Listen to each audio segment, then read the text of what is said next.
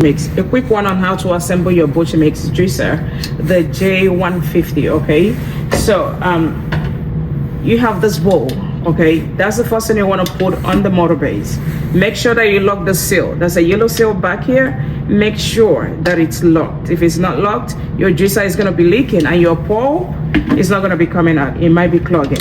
So look out for these 3 holes. Drop them to match the 3 over here on the motor base. The moment you drop it and it clicks in properly, it's usually not hard. Okay, so yeah, just drop it. And the moment you drop it, you'll notice that this thing is not moving sideways. It's very firm. Okay, look out for the strainer that you need.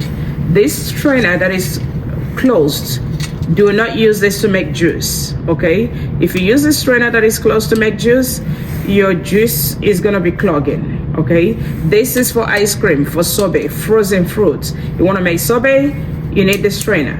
But to extract water from your fruits and veggies, you need the perforated strainer.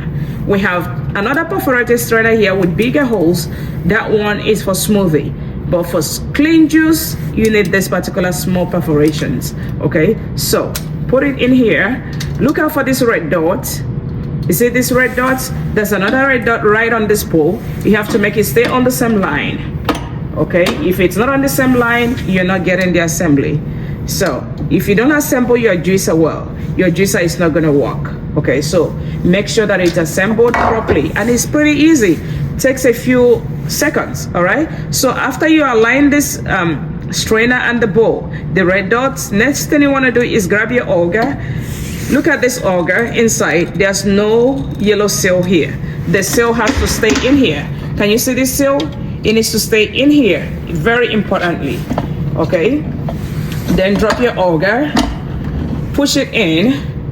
After you push in your auger, next thing, look out for this thing here, and drop it on this space that is made for it on top of the motor base, and then you lock it to close. You can see this close sign here. Lock it that way, push down and twist in order to lock well. If this doesn't lock well, your juicer will not start. So I'm going to show you what I mean by that. So now it drops here. As you can see, it drops on the side. Very importantly, push it down and twist it to lock. That's it. The moment it locks, this juicer was turned on. So it started working the moment I locked it. You can see the moment it locks, you're gonna hear a little click.